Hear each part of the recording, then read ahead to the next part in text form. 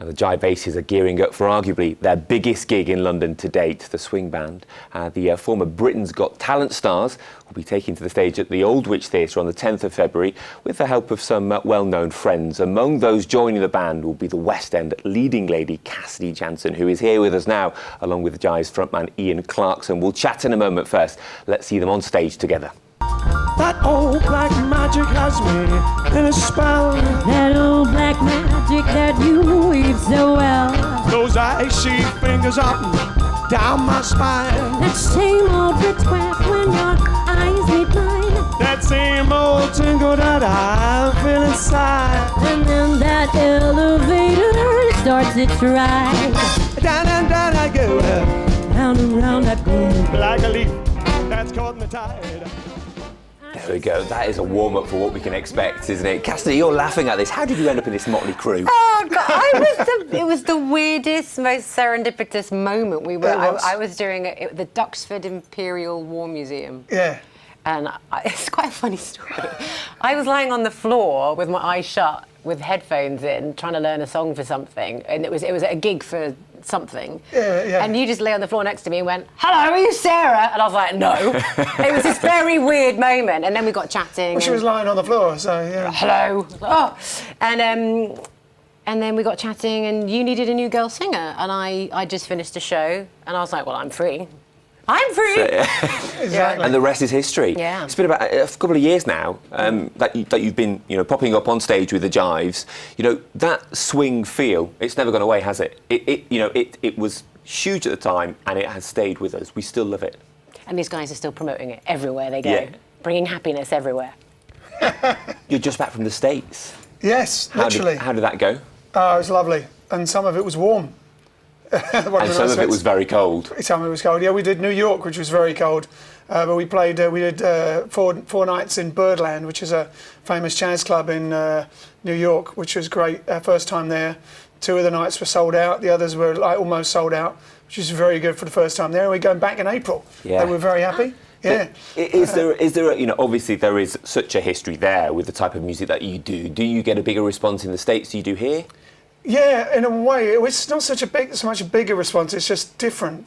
Over here, people sort of go, oh, they're doing that sort of vintage music, whereas in America, it's just, you're doing that music. Yeah. It's just a continual part of their, I guess it's almost like part of their folk music, it's part of their heritage, their culture. Also, they get more of the references to Louis Prima, who you do Yeah, like like one of our icons and influences is Louis Prima, who was King Louis in the original Jungle Book. Yeah. I'm the king of the swingers. Yes. So over there, they would go, you guys remind me of Louis Prima. I saw him in 1958 or whatever, when they see you, they've seen Sinatra or they've seen Louis Prima, and then when they compliment you, you think, wow, that's.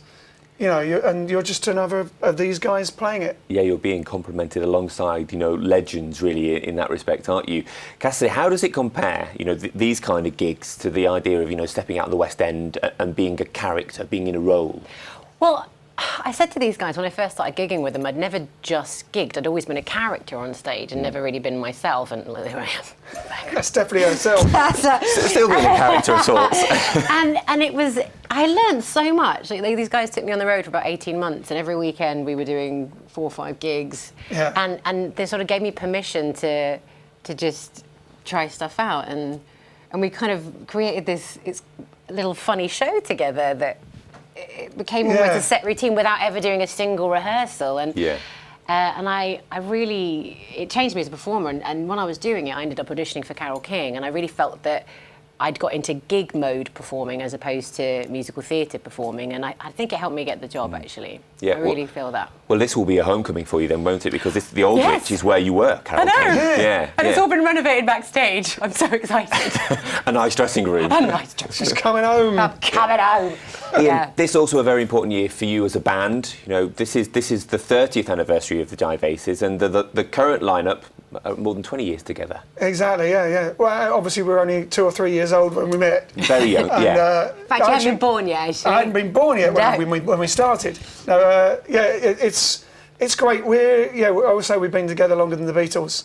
They made more money, but we had more fun. Yeah.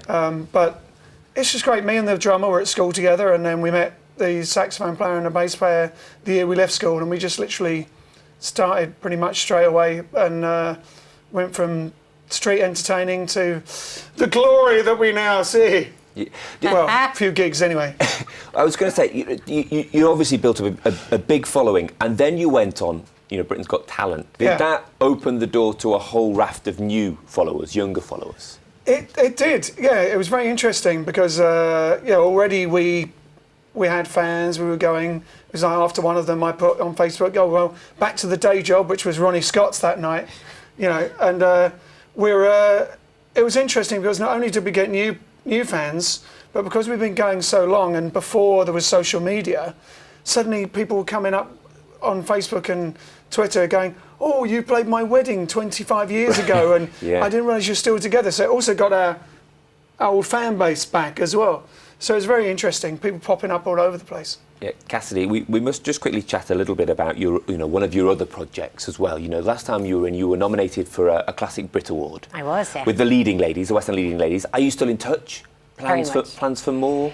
Well, there may be things, but maybe we don't know. I mean, the problem is that as three leading ladies, we're all in different parts of the world, so busy. I'm actually going to be releasing my own solo album. I'm currently writing and recording that, and it's due out May, June time this year.